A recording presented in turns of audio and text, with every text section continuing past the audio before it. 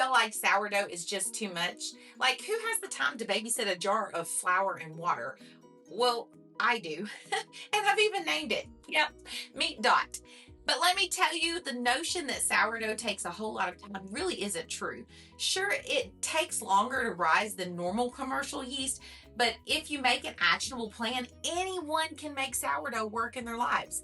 And today, I'm going to break that down for you. Sourdough is incredible, but let's be honest, it can get complicated real quick. I've seen people tracking hydration percentages like it's a science fair project, and meanwhile, I'm just over here trying to get a loaf of bread on the table so that my kids don't start asking for Wonder Bread instead, which, now that we've been making bread from scratch, they never do. And there are no plans of starting a bakery over here. But here's the thing. Homemade bread doesn't have to be complicated, especially sourdough. Sure, I make traditional bread with commercial yeast because sometimes you need a quick rise, but there is just something about the taste of sourdough that makes it worth the time and the effort.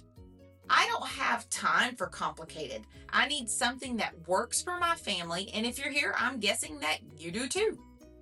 So today I'm sharing how I simplify sourdough because fresh bread is always better than store-bought, even if it's not perfect.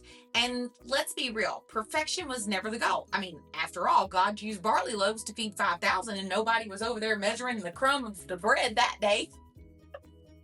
So here's the first thing that I do differently. I don't feed my starter every day. Now, I know, some people treat their starter like a third child, checking on it every morning, making sure it's happy. But listen, my starter is not a pet. It's a tool, and it works around my life, not the other way around.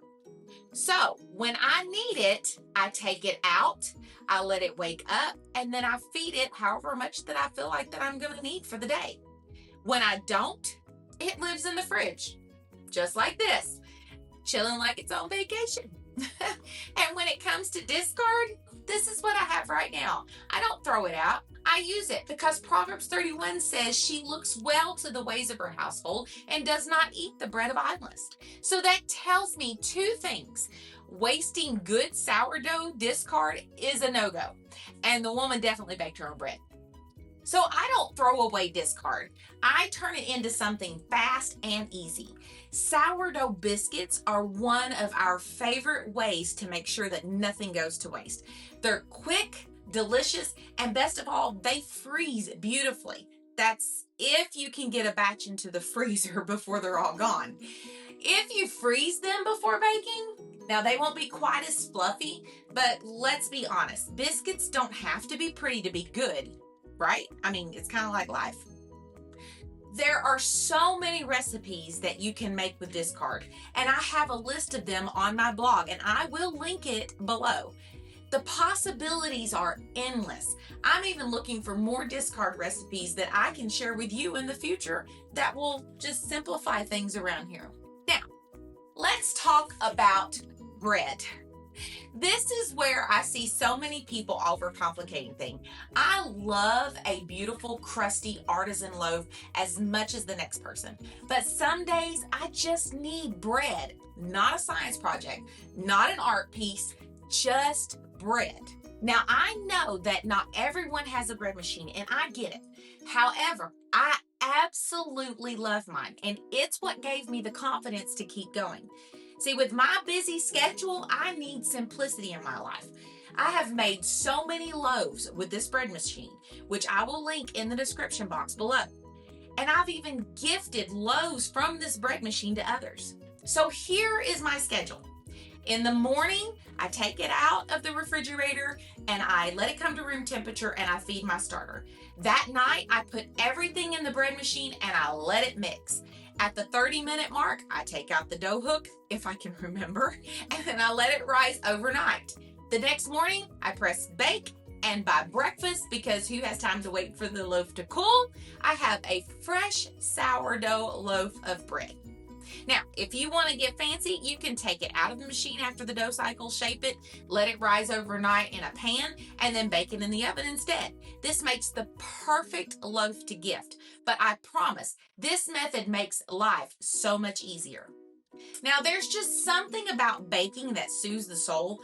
When I'm feeling stressed, I love to pull out my sourdough and create something delicious. There's a peace that comes with kneading dough, watching it rise, and then pulling out a warm golden loaf. Is it just me, or does anyone else feel that way? So here's the thing.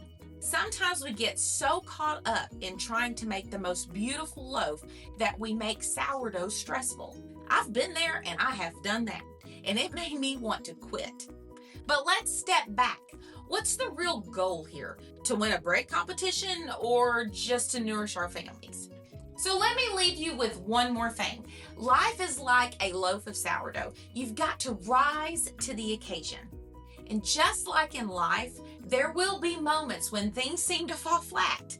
Times when the dough just doesn't cooperate, or when the process takes longer than expected. But just like sourdough, if you stay patient, give yourself grace, and trust the process, you'll end up with something wonderful. So whether it's in baking or in life, rising to the occasion isn't about perfection. It's about perseverance. Keep showing up, keep learning, and keep baking with love. Remember, I'm always praying for you, even if I don't know who you are. God bless.